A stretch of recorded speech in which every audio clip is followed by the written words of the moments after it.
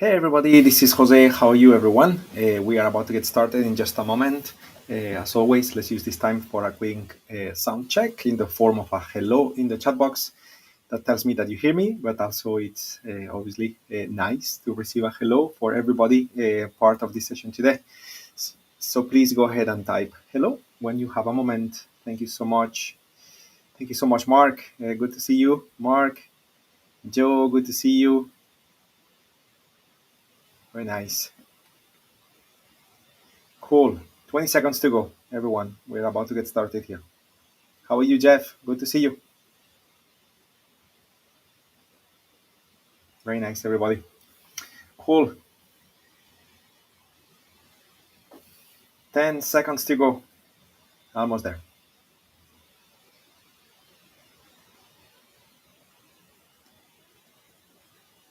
Very nice. That's it. Top of the hour. Welcome, everybody. My name is Jose Blasco. Today it's June 23, 2022. This is options trading. We're going to be looking at the markets live. We're going to be identifying opportunities. We're going to be discussing trades that we have running since a few weeks or a few days ago, etc., and all of the above. Before we get started, as always, I would like to highlight the financial disclaimer, so you can read it carefully because it's important information. I always point at the fact that it's fairly short, so I'm counting on you all to read it completely. No matter if you're watching this live or recorded, it's important stuff, so please read it completely. Also, a quick mention to the bottom message on the screen, which is our new crypto course that we are launching very soon.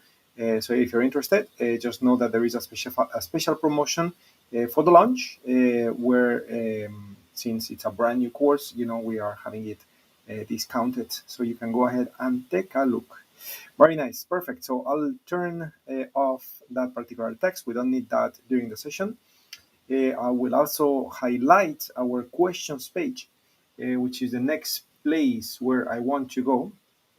This is tradewithufos.com/Jose. This is the page where you can scroll down all the way to the bottom and you can find the question section where you can search for answers, or you can click on the green button if you didn't find your answer, so you can type your questions, and then either other members of the community or obviously ourselves, our support team, myself, or any other of the coaches will be interacting with you there in that environment. And that way you are helping yourself, but also helping others, because very, very often the questions that you have are very helpful to other traders as well, because maybe they never thought about it or things of that sort. Okay, cool, wonderful. So I'm just gonna now move back to our trading platform top and begin the session now. Okay, so again, very interesting series of actions that are happening in the marketplace, and let's begin our session as always by understanding what's happening out there in the marketplace. Okay, so I'm going to start with looking at the VIX, VIX. Also, Joe, I read your email very quickly. I caught it right before the session, so I know you want to talk about U.S. Steel Corporation, so we'll be looking at that in a moment. So where is the VIX? The VIX is currently trading at 29. That's where the VIX is at. We hit those lows around 35 a few days ago, and we just came back now to 29. Okay, so obviously we are talking about a market condition where volatility is kind of like in the middle. It's not too high, it's not too low. So certainly we're not dealing with implied volatility levels, which are very high, but they are not so low either. And what I mean by that, if I move to our SPY chart, the S&P 500 ETF, and I was to look at this particular application of our probability cone, so what you would see here is the fact that the red line is inside all of the blue lines. And what are the blue lines? The blue lines are the historical volatility, and what is the red line is the implied volatility. So in other words, the implied volatility suggests that the speed of movement for the stock is going to be less than the current speed of movement the stock has been showing of being capable of. The three blue lines represent the 1 month, 2 months, and 3 months historical volatilities, and notice that the expected pace of movement with the red line is less than any of the speeds accomplished in the last 1, 2, and 3 months. So From that angle, you would think implied volatilities are low, premiums are cheap. Okay, but again, going back to the VIX, we can see that while we are not dealing with that 35, 37 level, we are dealing with more like with 29. Again, 29 is not necessarily as low as let's call it 20 something, 24 or something like that, where we have those green UFOs in the bottom part of the screen. Okay, so in other words, it's from a volatility point of view, putting on the side market direction and things like that.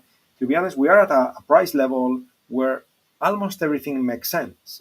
Putting together non-directional trades for a debit, putting together non-directional trades for a credit, putting together directional trades for a debit, putting together directional trades for a credit, all of it makes sense from a premium point of view because it's kind of like in the middle, so you can basically do everything. Okay, of course, this is the implied volatility that is assigned to the S&P 500 index, is the VIX, and often we will find extreme conditions on stocks where while the VIX is in the middle, certain stocks got very low or very high levels of premium, and that gives us an extra advantage. Okay, but certainly, it's good to know that as an average overall, when looking at the average of the 500 greatest stocks in the U.S., which is the S&P 500 index stocks, so their average implied volatility, it's kind of like in the middle. Okay, so it's important to keep that in mind.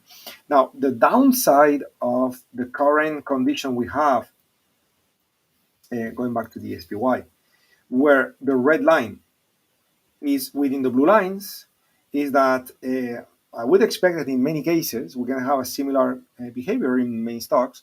And therefore, the problem with that is that often, let's say you want to do an Aaron Condor and you are trying to set a range with a statistical range that gives you an advantage, because the blue lines are so far away from the red line, those ranges end up being quite wide, and therefore it's difficult. You have to dig and research until you find levels of premium that are good enough to justify the trade and pass our conditions.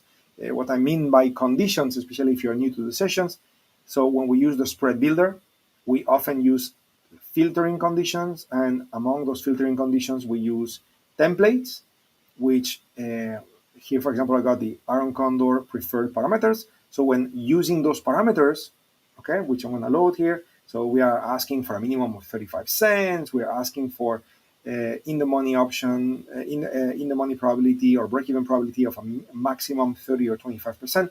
So all of those parameters, okay, with the blue lines being way above the red line, so all of those parameters are going to basically make it very difficult for the filter to approve the trade, and therefore we're going to get many no-goes until we find a go, okay, a go opportunity. So just keep that in mind. Patience is important in market conditions where speed of movement has shown more aggressive swings compared to what the implied volatility is implying at this moment in time. Okay, cool. Anyway, we'll be applying our methods, and I'm confident we'll find opportunities out there. Okay, Ahmed, how are you, my friend? Good to see you. Very nice. Joe, doesn't the blue outside the red means the move is greater than expected? The move has been higher than the expected. The expected is the red. So if the red is less than the blue, then the expected move is less than the move that truly happened in the last 1 to 3 months. Okay, so we are dealing with lesser levels of expectation versus greater levels of expectation. Okay, when the red is beyond the blue, then we expect greater moves than the historical volatility, right? So that's how you want to read it. Yes, Joe, and the spreads could be wider. I believe we are agreeing there on the statement before the last I just had. Okay, so we are in sync there, if I understood correctly what you meant. Good. So now let's take a look at the S&P and let's try to understand the market condition. So where are we at? Well, we are still in a down market, which is confirmed. Okay. Now we are dealing with 9 out of 3. So in other words, this is like a 3 standard deviation of the statistical or normal duration of a down climate on the S&P. So, what's the probability? The probability is crazy high for us to have blue dots appear on the chart anytime. Okay? On top of that, we are very close to the average. So I would not be surprised at all that, somewhere during the day session today, the market rallies a little bit, closes above the average, and next thing you know, tomorrow we're going to have a blue dot.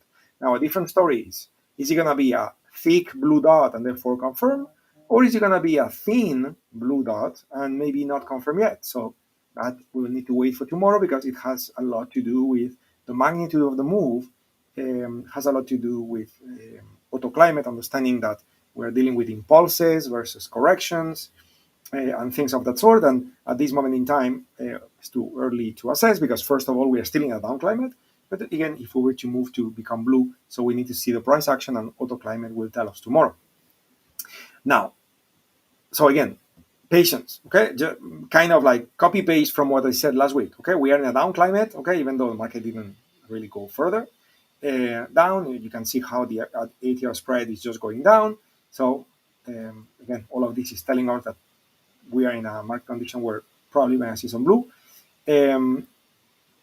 Patience until that happens. But here is what's exciting, which is the fact that yesterday we crossed above the gray line for the first time. So when we look at our implied volatility of the calls, which is the blue line, versus the implied volatility of the puts, which is the gray line, and we look at the 3-day average of that, that's the meaning of the number 3 for the ones of you who may be new to the sessions.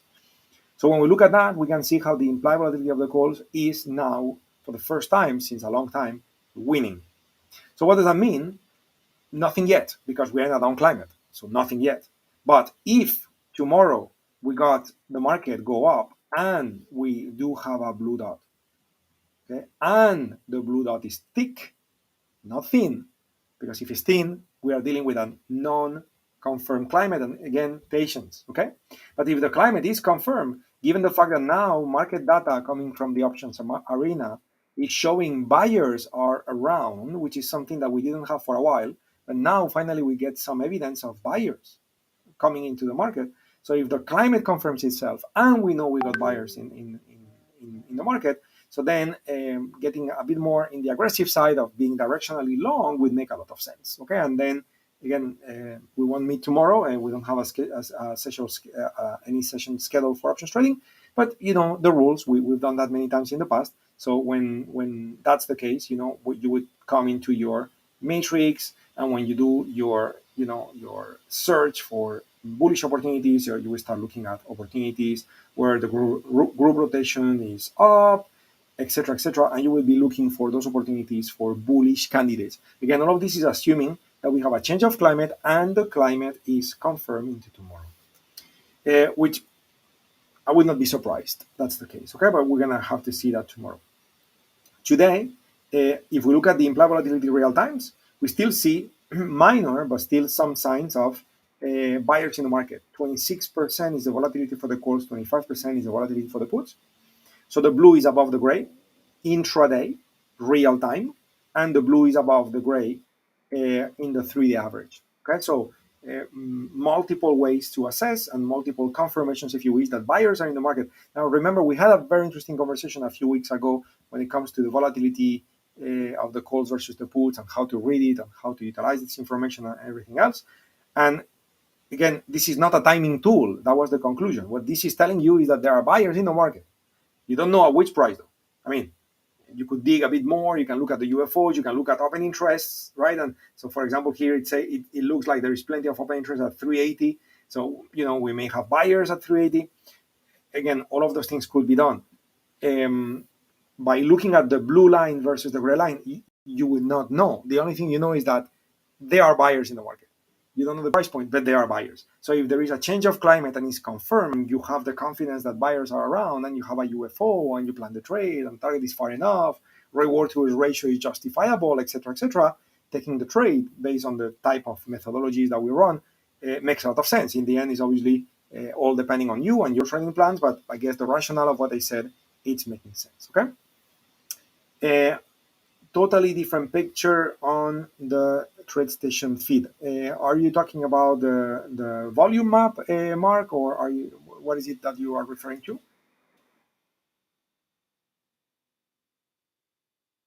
Would be good to know if you could reconfirm that. I know you are always very concerned about the volume map. Fair enough, but I would like to make sure I understand what you've got. The volume map, got you. So maybe something that you could do, as I commented in a prior session. Let me try to get the right link. Hopefully this could be useful. Give me a second, guys. Okay, just one sec here.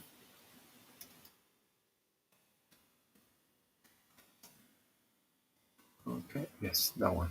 So I'm just getting a URL here, which I'm sharing on the chat box.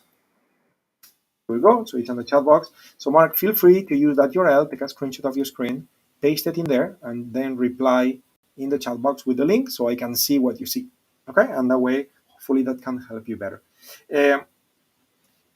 We had sessions on that in the past, and I think it was pretty clear. But in any case, I want to make sure you trade with confidence, and therefore, if there is any issue with the tools or a data feed or whatever that is, if we could pick it up, that's gonna help with the tools and the confidence. So feel free to let me know.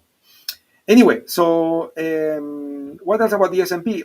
That's basically it. Okay, that's basically it. So I'm very interested to see what's going to happen. I mean, my expectation would be that before the end of the day, and my expectation just because I've seen this many times, doesn't mean I can read the future, obviously not. But my expectation would be probably that before the end of the day, we may have something like that during the day, and then finally before the end of the day, we have a pretty strong move, which that would have an impact on the change of climate, but also probably would leave, one or two green UFOs somewhere here. And if that was to be the case, that would be really, really, really powerful because that would certainly add plenty of odds for a continuation on this market climate, knowing that now for a long time we have more buyers than sellers coming in. Now, sometimes it's just going to be a little bit of a fake one, like it happened here. And normally, when that happens, you will see that the climate was not confirmed, or maybe you didn't have the UFOs on the chart, and therefore there was nothing to support the move. So again, that's why I'm adding all those ingredients for you guys to observe. And in the sense of observing, if you have done it, Mark, remember you have to share the URL on the chat box, which you have not done that. Okay, just keep that in mind. So I'm giving you all those ingredients for you to observe. Why? So you can plan ahead. Plan ahead doesn't mean to be biased on something to happen before it happens and trade without the evidence of it. Planning ahead means that you are ready to take the trade if a trade is to be taken, so you don't miss the trade.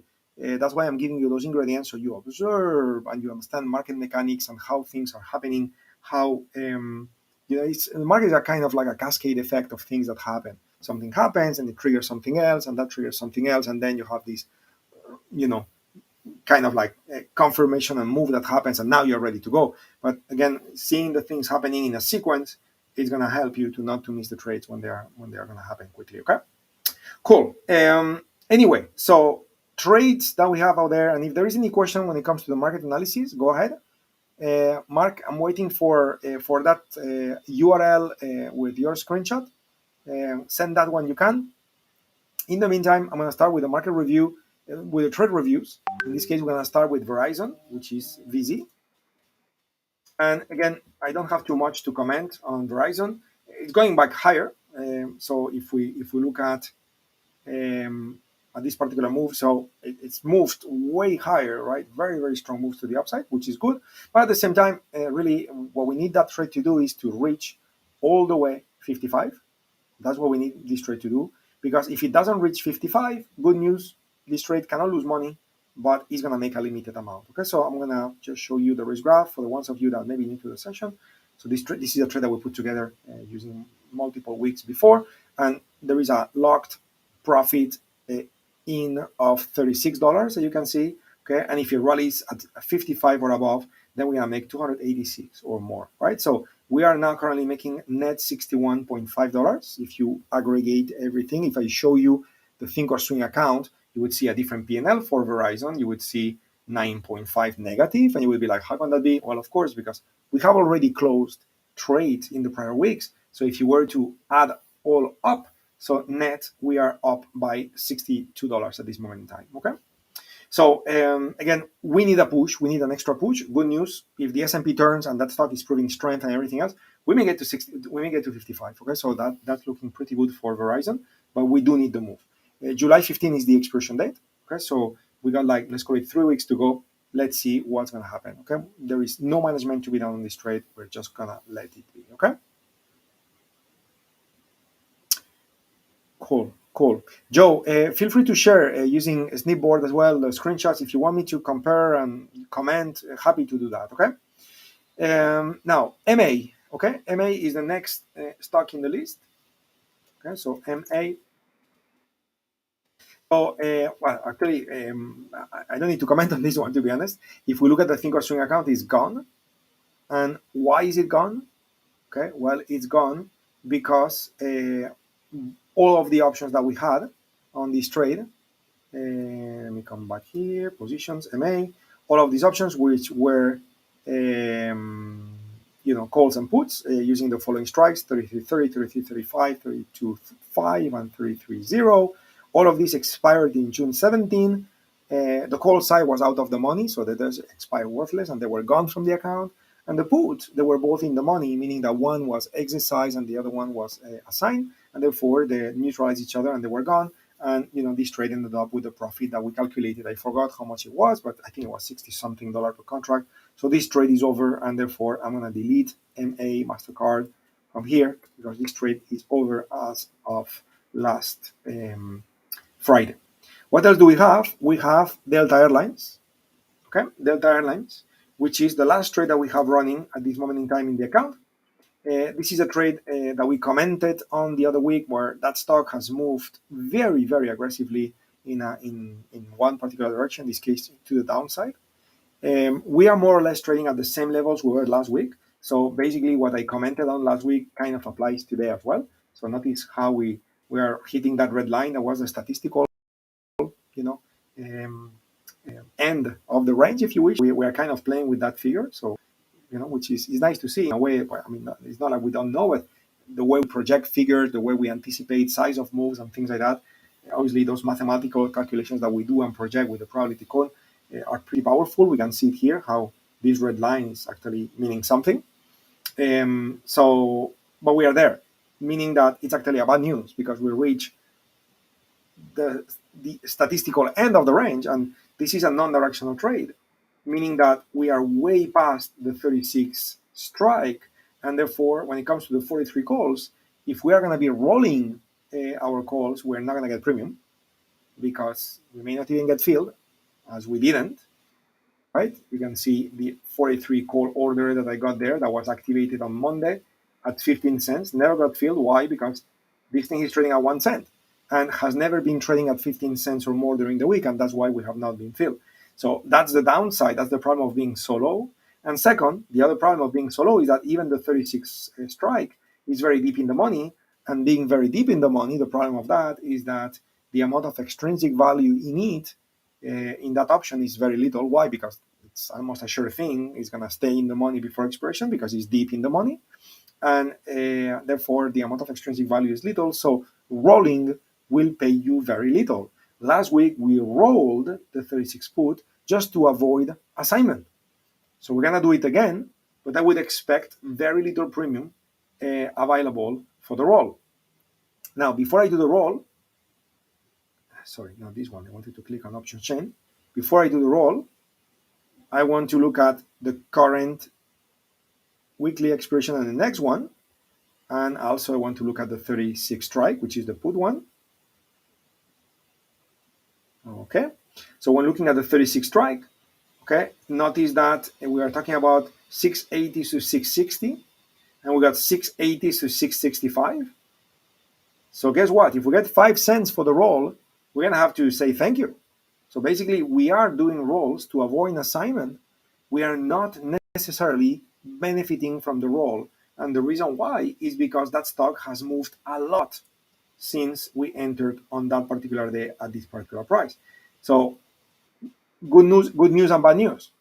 Again, and this is very similar, if not the same comments I had last week when we were reviewing this trade, because the situation is the same. So good news and bad news. When we do a double calendar and we end up with with a debit, in this case 151, we know the most you can lose is 151. When we entered the trade at the very beginning, it was a bit more. Good thing here, it's a bit less. Why? Because we managed to do a few rolls. But what's the problem? If rolling is going to pay very little, then that 151 will tend to stay as 151, or we're not going to get too much more improvement. expiration date is July 15. So we better get improvement soon, or if not, the maximum risk of the trade, which is 151, will stay at 151. That's the bad news, and that's the good news. So the good news is that we're gonna lose more than 151. The bad news is that unless the stock rallies back higher towards 36, right, we will remain in a situation where rolling pays very little or nothing. Take a look. If I look at Delta Airlines, I look at the 36 put that expires on June 24, which is tomorrow, and I generate a rolling order to move it from 24 to July 1st. Well, notice how here, for me to roll it, I may get 3 cents of credit. Okay, barely pays the commissions. Okay, so I'm gonna try to get 5 cents and place the order and see if I get filled during the session. The good news about this is that there is no rush to do it. Okay, you were assigned, Mark. Great. So let's talk about this. Okay, because this also could certainly happen. So the good news about this is that there is no rush. Okay, and because there is no rush, you can always just close it, you place the order and take it easy and wait until you get filled later in the day or tomorrow. Look, we just got filled. I actually got filled at negative. Silly me, it was a negative debit. So I got filled 1 cent. So I got a horse price actually. This actually happens with platforms like Thinkorswim when you have the word debit and then negative number. Okay, so again, what's the problem? The problem is that going back to the option chain. Did I close the option chain? I think so. I closed the option chain. We got 680 and 665 in one expiration and 680 and 660 in the other expiration. So really, you have to wait for a credit to take place. So at least you get paid a little bit of premium, more than 1 cent. So it justifies basically the premium. Okay. So in my case, I didn't. I got 1 cent. So I'm just gonna ignore it and pretend I got it at 0, which is worth a 1. And basically, the only thing I have accomplished is to move from June 24 to July 1st. Okay, and therefore my risk profile looks like that.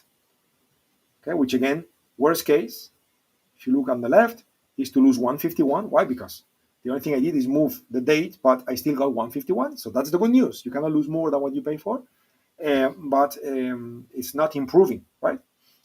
Now, what else I'm going to do here? Well, the June 24 43 call, I never got filled on it.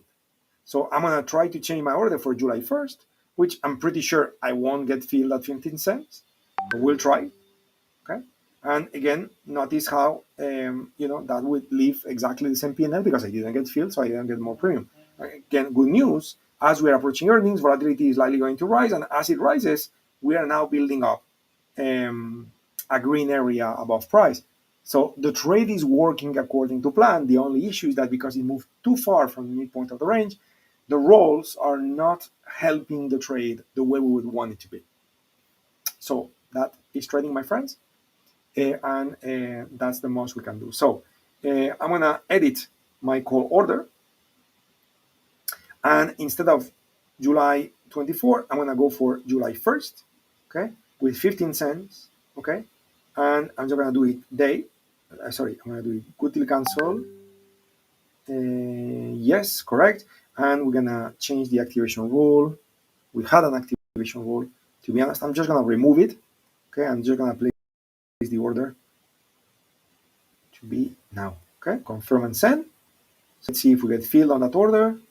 I don't think so because also the July 1st is also trading for 1 cent.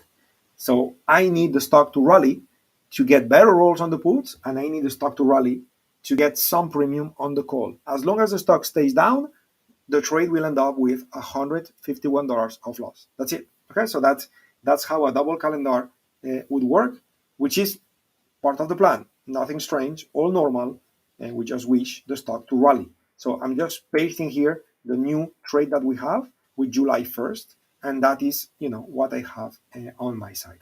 Now, I want to look at the chat box, which I'm going to do in a moment, because Mark said he was assigned. And this is an important thing that could happen, and we need to discuss it, because rarely, but sometimes it will happen to some of you, and you need to know what to do in such case, okay? So let me double check the chat box to make sure I'm not missing anything. Very good. So TOS has already assigned me 100 shares of Delta Airlines. I closed the put side. You closed the put side on. Oh, Joe, you closed the put side on Monday. Okay. Um, So what I answer and I guide Mark on his particular situation and his options.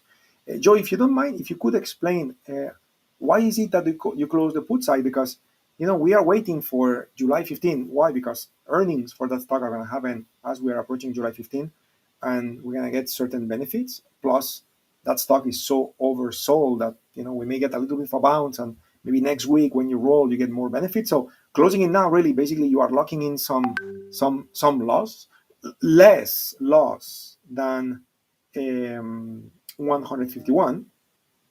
So I guess that this is why you close the trade, because if you close the trade now, so risk graph, so this trade is providing a net P&L now of negative minus 38, which is a bit less than minus 51.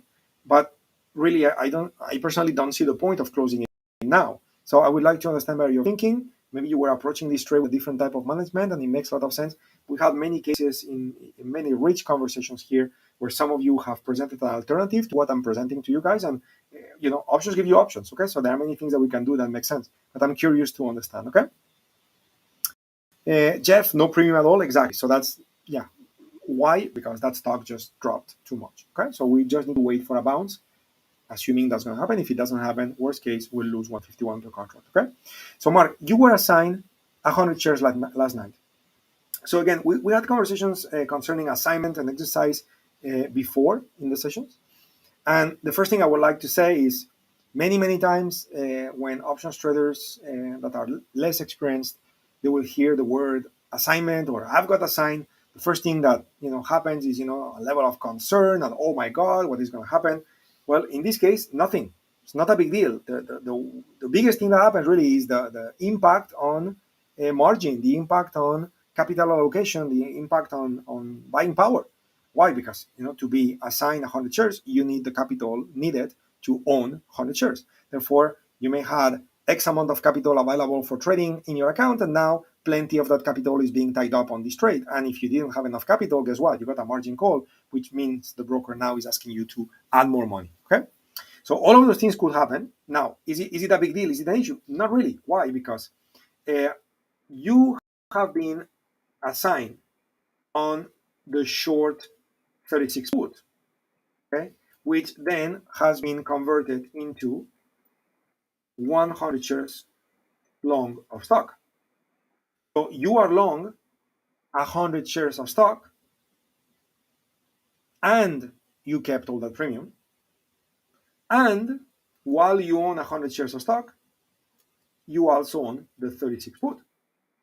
So that stock has been put to you at 36, and you own the 36 put that gives you the right to sell at 36. So if that stock, which is currently trading at 29, keeps falling and falling and falling and falling and falling, yeah, for sure, you will see the P&L of the stock to get worse and worse and worse. But guess what? You can always exercise the 36 put, and you're going to be out at 36. Okay? So your risk is limited. It doesn't matter how much more the stock drops. Your risk is limited. You cannot lose more. Okay? Because you have the 36 put. Okay, a different story is that you were assigned the stock and you don't have the 36 put. That would be a different story, totally different story. But since you own the put, so it doesn't matter how much the stock drops, it's the same.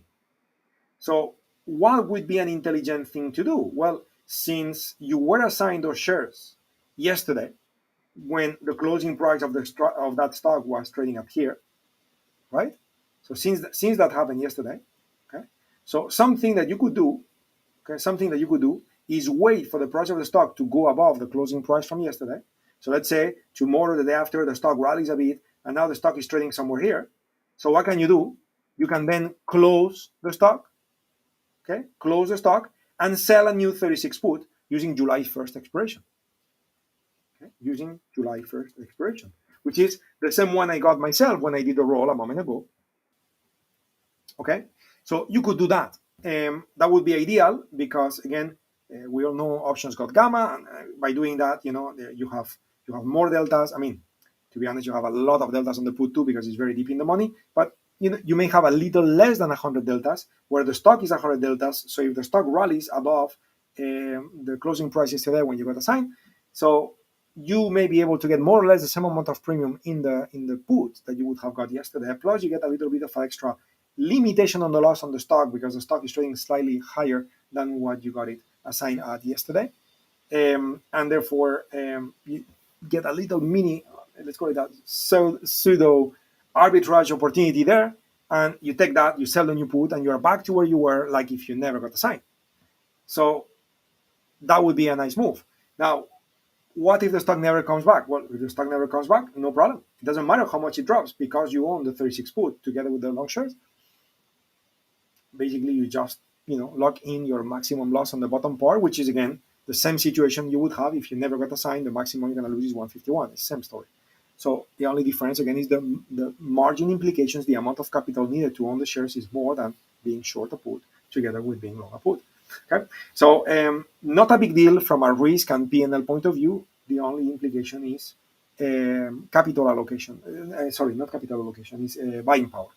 So in this sense, again, probably the best action to take will be to wait for the stock to rally, and the moment and don't be greedy here, the moment it rallies by a little bit, just a little higher than the close of yesterday, get out of the stock, sell a new put, and you are back where you were before with a little bit of an extra advantage. So now your maximum loss instead of 151 is 145. Okay, I just made up the number, but you get my point. Okay, you just shaved a little bit of the pain. What is another possibility is that no, don't wait. Okay, don't wait. So the stock is dropping now, or maybe, let's say today you have no time, you have to go run errands, your risk is protected, so you do nothing. Let's say tomorrow you come back and the stock is trading down here at 27. Well, same thing. If you sell the 36 put when the stock is trading at 27 instead of today at 29, so that put, which is currently trading at, from 36 to 29, you got like $7. So this put is currently trading at, let's call it $7. We saw earlier 680 to 660. Now we dropped a bit more, so probably just a bit more. Let's call it $7 if that's okay. So that put, which is currently trading at $7, if you do it tomorrow when the stock is trading at 27, so that put is going to be trading close to $9. It's going to be a bit less than $9. Let's say it's going to be $8.75. Why? Because again, you don't have full deltas, right? But again, it's 25. It's a very limited difference. So if you really want to get rid of the shares and just be on your options trade, so you got less of that margin impact, that capital, that buying power impact, so you can just close the shares, take in a loss, and in exchange for that loss, sell the new 36 put that expires in July 1st, get those 8.75, and while you have taken a loss of $800 plus close to $900, you are also taking new premium of $800 plus close to $900. So again, you are back to be more or less in the same position. Now, this would probably be a little bit disadvantageous given the fact that you don't have 100 delta, negative 100 delta on the put. But because it's almost 100 delta, given the fact that it's very deep in the money, it's going to be very similar to do it above or below the red line. It's going to be very similar. It's not going to be that big of a difference. Okay. So again, if you cannot wait to do it, just can do it now. If you can afford to wait, just wait and wait for that market to rally just a little bit, and then do it when it just goes close or above the closing price from yesterday, which is when you got it delivered to you, and that way you kind of maximize the impact of gamma in this case. Okay, Mark, if you could confirm that this made sense to you, please let me know. And also, I never got to see your screenshot, so you did not paste the snipboard URL. Do it if you have a moment, so I can see your screenshot. Okay, do it on the chat box. Okay, so please, Mark, and actually beyond Mark, everybody, please confirm to me that you are with me. You have understood what to do in a case like this if you were to be assigned. You pasted it. I don't see it. I don't see it, Mark. You know what? there may be a possibility that YouTube is actually um, kind of like making URLs to be invisible, because sometimes in the live sessions, some people will paste, all sorts of URLs, including the ones that are not the right ones to share, if you know what I mean. So maybe YouTube is actually stopping me from seeing your URL. So this may be the case. So Mark, if you want to send it to my email, I'll take a look after the session is over. I'm sorry about that, because I'm just realizing that this is what is probably happening right now. Anyway, so hey, let's go find some trades. Okay, so what can we do today? Well, again, if I think about what I got in my account, well, I got a double calendar, right? And I got a directionally long trade with Verizon. Planning on shorts doesn't make sense given what we said about the climate and the market conditions that we discussed before. So shorts, I don't want it. Longs is too soon. Non-directional, I'm okay. But since I already got a double calendar, which is betting on an increase of implied volatility, so now what I would like to do is to do an Iron Condor, which is going to offset my portfolio, because an Iron Condor is also non-directional, but it's betting on a decrease of volatility instead of an increase. Okay, good. So let's do that. So let's go find Iron Condors. So to find Iron Condors, I would like to look for my list here, penny increment options. I am looking for neutrality on the day and on the week. So we're looking for neutrality. We are looking for earnings to exclude the next at least 15 days. We are looking for no auto climate, very good. And we are looking for high volatility.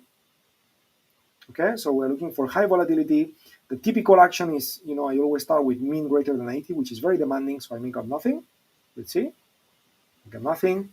Next one is going to be, what if I look for implied volatility mean minus historic above to standard deviations. This is less demanding, but still very demanding, so I got nothing. So then I'm going to go for the last one, which normally that one will almost always give me results, which is we are looking for the greatest increase in the last 5 days of continuous implied volatility, the mean, okay, the calls and the puts. This, okay, so I'm surprised I got nothing at all. Did I do anything wrong? No. Okay.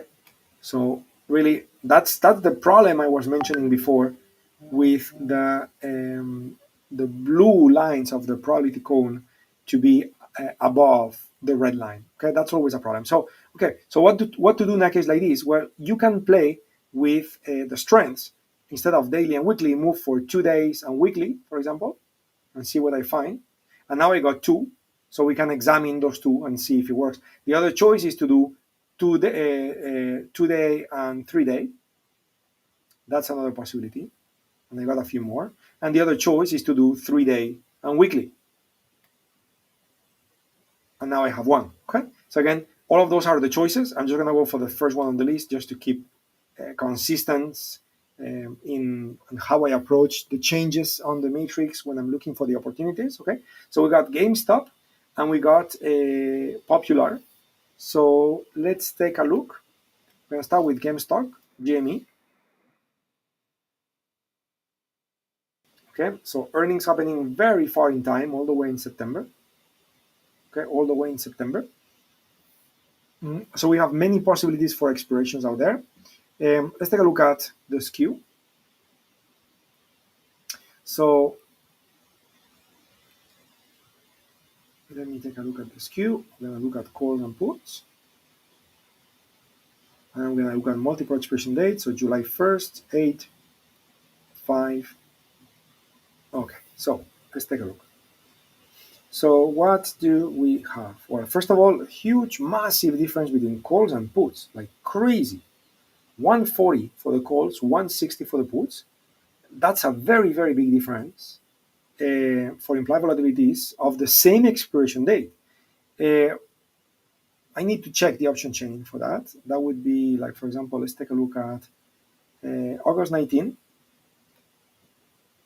So if I look at GME August 19, So what do we have? 26, 27, 31, 26, 25, 25, 23, 23. So liquidity is not so bad. If I do August 5, some of those expirations are not good. So you can see how August 5 got no liquidity at all. July 29 got more liquidity, and the spreads 22, 24, 20, 22, 18, 20. It's a bit wide. July 22, some liquidity. July 15, some liquidity, a bit better spreads, significantly better spreads. It's a monthly expiration date. So I'm concerned here with liquidity, guys, and that may be the reason why the skew is a bit distorted here. So what I'm going to do is I'm going to stick to the monthlies, 15 and 19, and see what happens. And still we can see this huge, massive difference. Massive difference. Yeah, so let's give it a try. I'm going to look for the monthlies, okay, and give it a try. We're going to try July monthly and August and take a look at what happens here. So spread builder, we float it, we maximize it, we got GME, we're going to be building short iron condors. Hopefully I'm not moving too fast. And we're going to do July 15, August 19. This is a $140 stock, so I would like to start from 1 to 2. That's fine. Maybe even 1 to 3. And we are looking to build 99 spreads. And we also want to filter them using our iron condor template. Okay, so now I'm ready to filter those spreads and see if anything passes. So we have a few passes using July 15. Good. So knowing that July 15 will pass, so let's take a look what is the statistical range for July 15, which is the light blue line. Okay, the light blue line, which is 195 and 87. So I'm looking to see 195, 195, 195, 196, and 97. That's 98. So 200, 100, 200, 100, 400, 100, 196, 108. Okay, and now we are getting into August. Okay, so July 15 is not providing what we need. So we're going to attempt again this exercise with August. Now August has a minimum of 5. So we're going to do 5, 5. And then we're going to sort and see what's possible. So let's take a look at August.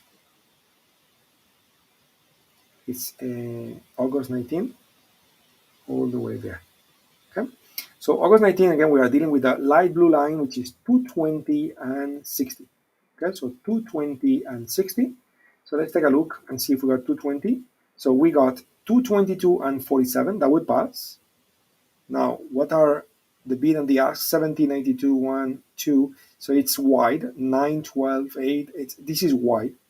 Okay, but anyway, it passes. So I'm going to risk graph it so we can explore that later on. I'm definitely not a fan of those wide spreads. Sometimes with patience you get filled.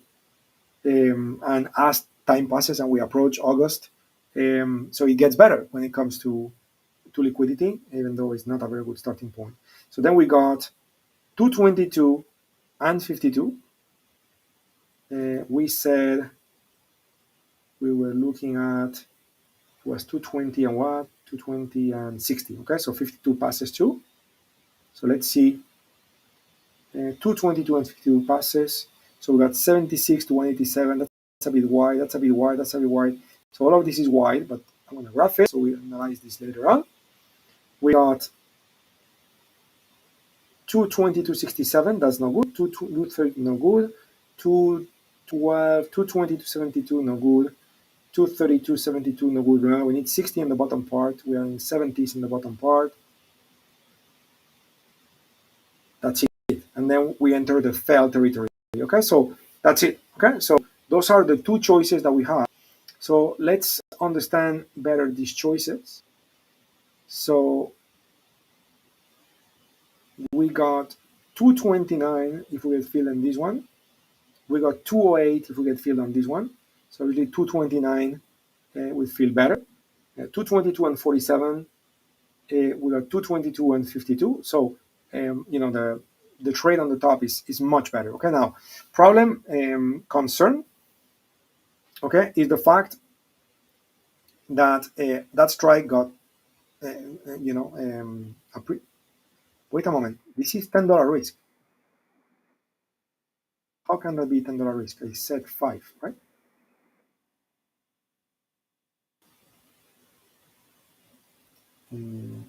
40 to 50.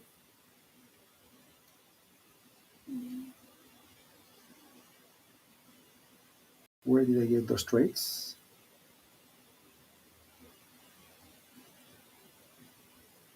Yeah, so I think that there's been a problem here on the calculation for whatever reason. And this is something I'll have to explore. There's been a problem here in the calculation. So from 40 to 50 or 220 to 230, obviously we got $10 of difference.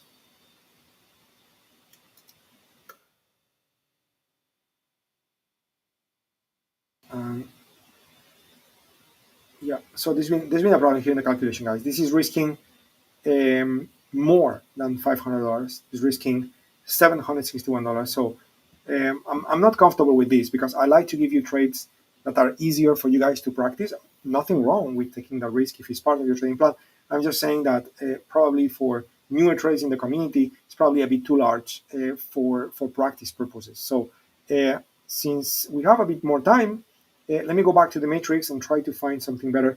So BPOP, I'm not fully confident is going to be a very liquid underlying asset. So let me move to 3-day and see what else was available. So we have Alibaba. This is pretty nice. I would say it's probably going to be my favorite in the list together with ConocoPhillips. T-Mobile, probably my best favorite, but often with companies that are related to utilities, you don't get that much premium. So let's take a look at BABA and see what we can do with that particular stock. So BABA got earnings happening on August 2. So the further away we can go is 7/29. It's not too many expiration dates, so I'm just gonna go for it with 7/29 up to 7/29. So we got 7/29, 22, 15, 8, and 1. We are gonna be looking at, this is a $109 stock, so I would like to do 1 to 2. That would be ideal. Update. Very good. So let's begin. So let's load.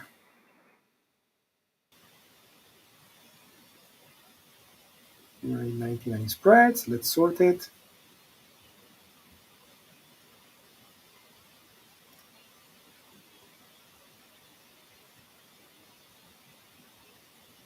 Okay.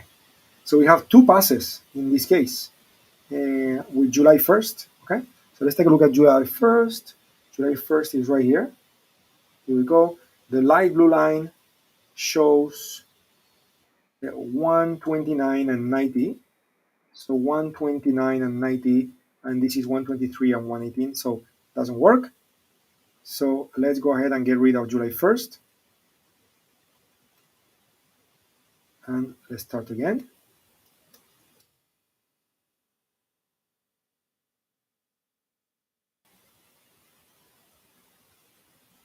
Okay. So we are now looking at July 8. Let's see if July 8 passes.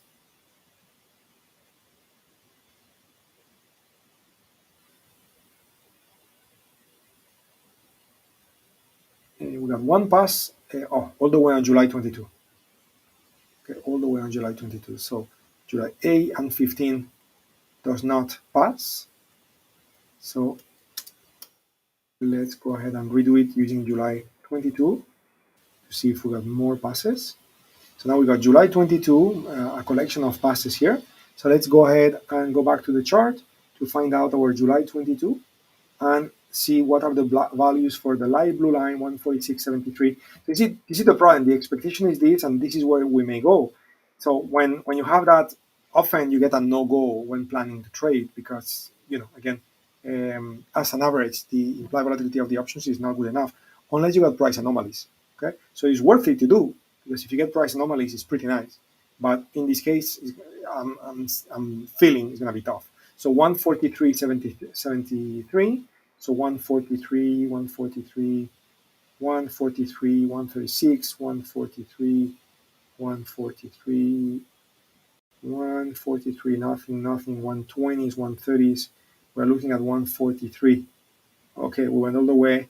Now we are dealing with July 29. Okay, so let's try the last one.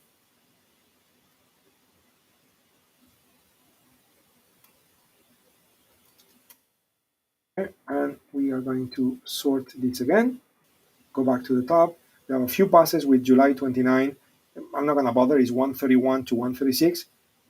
We need already July 22nd was requiring 140 plus. So there is no premium enough, which is the problem I was mentioning earlier when I was explaining the fact that the red line is inside the blue. Okay. So let's keep going. Let's go for another one. So COP. So let's check COP. COP is moving very aggressively. Okay, so let's take a look. Earnings on August 2nd, so all the way to July 29. So let's do the same thing. I'm trying to do this quick, guys, because the end of the session is approaching and I would like to find something that we could execute and practice before the session is over. So this is an $89 stock, so I'm going to go for $1 to 2. We're going to build 99 spreads. Okay, we sort. Yeah, well, this process is a bit tedious. The beauty is that we are really stacking odds in our favor when we do it this way. Okay, of course, you have to have the patience to go through setups, especially in days like today, where when I was mentioning the VIX volatility, right, the S&P volatility to be the red line inside the blue. So I already told you that this was expected, right? So we are talking about 98 and 80. Okay, so 98 and 80. Let's see if we got 98. We're 95, 97, 98. 98 and 80. Okay, so yeah, this is not good. So 3 to 170. Massive, crazy spread. No liquidity on that. 90, 70, same problem. Yeah. July 1st is not going to work. So let's do it with July 8th. Let's see if we get more premium there.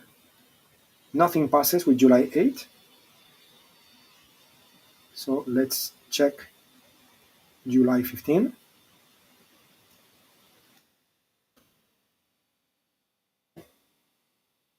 Nothing passes with July 15.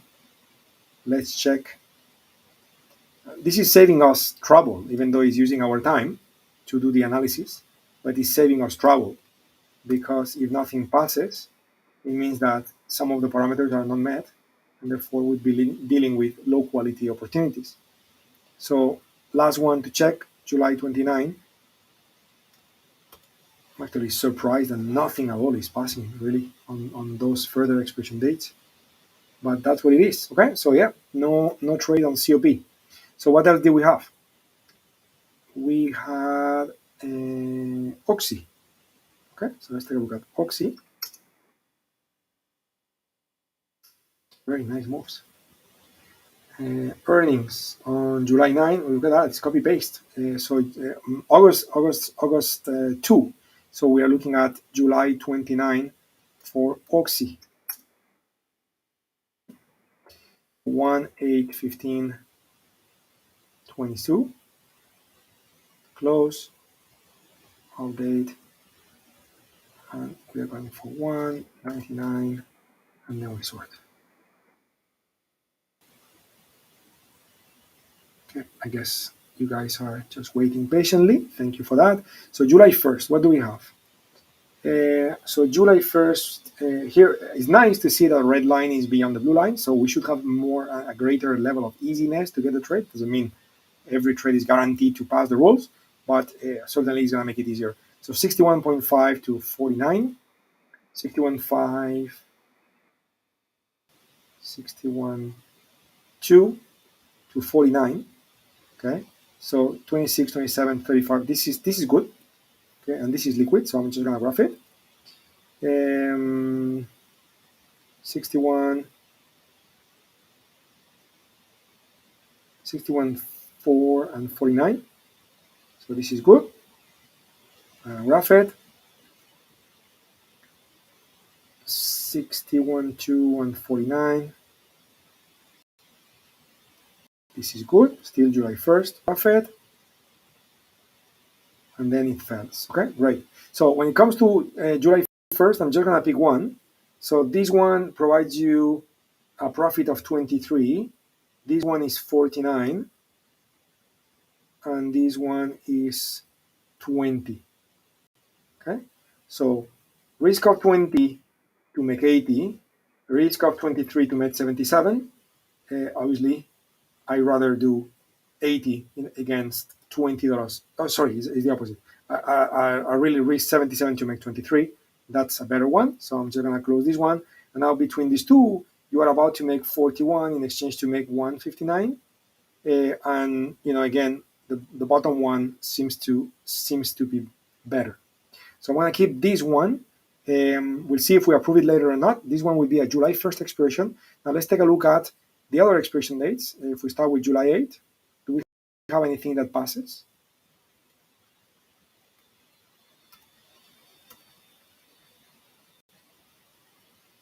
Okay, so we have 4.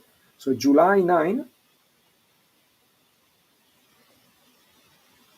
July 9 is right here, right there. And that is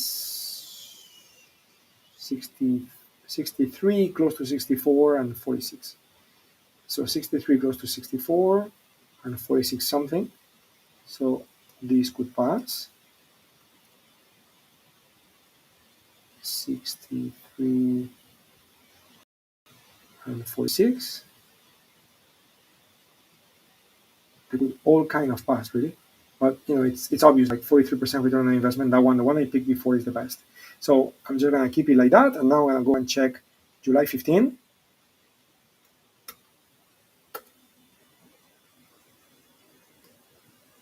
So July 15 also have a few passes.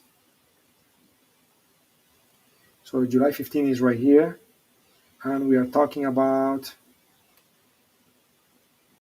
if I look July 15,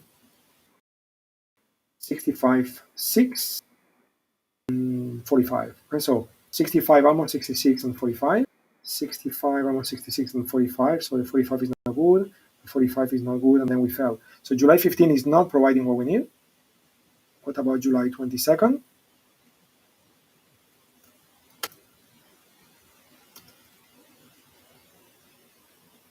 Let's go. Oh, we already hit the top of the hour. July 22nd doesn't meet the rules. What about July 29? So July 29, if we sort, nothing is passed, everything is fell. Okay, so we are in front of two possible opportunities, one with July 15 and one with July 1st. So July 15 shows much better liquidity, plenty of open interest and volume, which is not too bad on the July 1st as well. We got 35, 37, 47, 49, so 2 cents wide, 56, 59, 92, 94, a bit wider, just slightly wider. Max profit is 76 in exchange for a risk of 174, where this one on the left is 76. So if you do that relationship of risk and reward, right? So we got 174 out of 76 on the right. That is 2.2.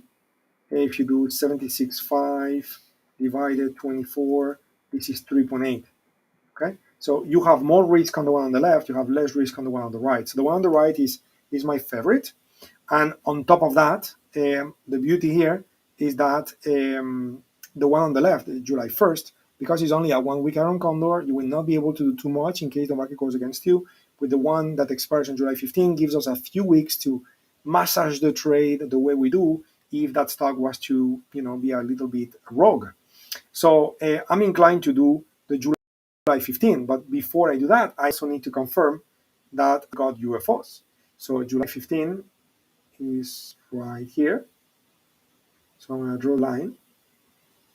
July 15 is right here. So I'm going to draw the line. Here we go. I'm going to move to a lower time frame. See if I got good probabilities and UFOs above and below those lines. Probability 54%. This is beautiful. So I need UFOs above that. So the next UFO I get above that is this one. And to be honest, there are many more, but this one is the nearest. So let's start with the nearest. I need 2 or more. This will be the first one above, and definitely I got more than 2.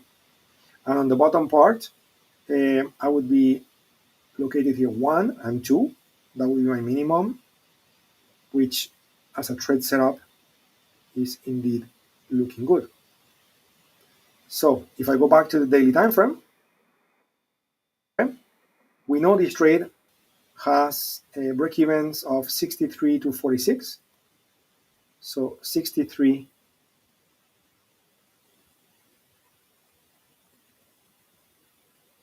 did I say 60? How can I be 63?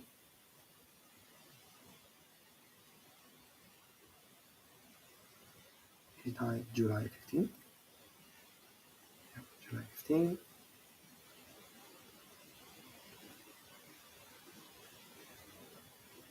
Okay. So my friends, have I made a mistake here? I think so. I think I made a mistake. So when I was looking at this value on July 15, which this value is 65 something, for whatever reason, I guess I thought it was 63 something, and I accepted this. But it's not acceptable because it's 65, it's not 63. So there I made a mistake, and therefore, well, it's unfortunate. I'm going to have to abort this trade. I'm not sure how I got confused reading those values, or it just happens that as we are putting the trade together, volatility has grown a lot, and therefore the value has changed from 63 to 65 as we are speaking, which could happen. But I believe it's more a mistake I have made. Not sure how I did that, but obviously I did. So sorry about that. In any case, I guess that the process has been a good review. So basically, if I had done this correctly, so now the next step would be to basically conclude that this box I am drawing is the profit zone, and we just need the stock to remain within to profit. And if it breaks the upper or the bottom red line, so now we need to enter our damage control techniques, which implies, the massaging of the trades I was mentioning to try to minimize the problem, or ideally give the trade a second chance if it breaks that statistical range, knowing that we got UFOs above and below that are likely going to bring the prices back where they need to be. But in this case, it has not work well because my break-even points are not good. 63 and 47. I mean, 47 is here, and 63 is here. So I obviously read something wrong. Maybe my mouse was in the wrong date. I apologize for this, my friends. But anyway, at least you kind of saw the process. So hopefully that helps for you to keep practicing. Tough day today to find non-directional trades with good levels of credit, because again, the VIX is more or less in the middle. But most importantly, again, going back to the S&P itself as we conclude the session now, when looking at one last time, the implied volatility of the S&P is inside what the blue lines are, and therefore, we are likely going to see those big ranges, which are so large where it's difficult to get enough premium to justify the break-evens, which is what we just saw, even though I thought I saw it differently. So feel terrible about that, my friends. I thought we got a trade, and I was excited to put it in the account so we can monitor this trade in the following weeks, because really we are now, only running 2 trades here, and I like to have more, so you guys can practice more and learn more of the trade management, which, as you know, is a key ingredient or key element of profitability in trading. But anyway, that's what it is, and that's what the session was. So I guess we are all human, and I made a little bit of a mistake here. Looking at the chat box, I guess all has been discussed. So Mark, not sure if you send that screenshot or that link to the to my email. I will take a look as the session is over, and I will give you a response. Okay, everybody, you guys take care. See you in the next session, and if you're watching this recorded, same thing. See you in the next one. And again, if you are joining the session late, in case you missed it at the beginning, and because we are very excited, we are about to launch our crypto course in July 9 to 15. So if you'd like to be part of it, go to the page tradewithufos.com/courses and sign up for it. There is a super amazing, crazy promo, which is a pre-sale kind of launch type of promo, with a 61.8 Fibonacci ratio discount applied to the course fee, which is again powerful stuff, and definitely the digital assets are also something to learn indeed. So see you there, my friends. You guys take care. See you in the next one. Bye bye, everyone.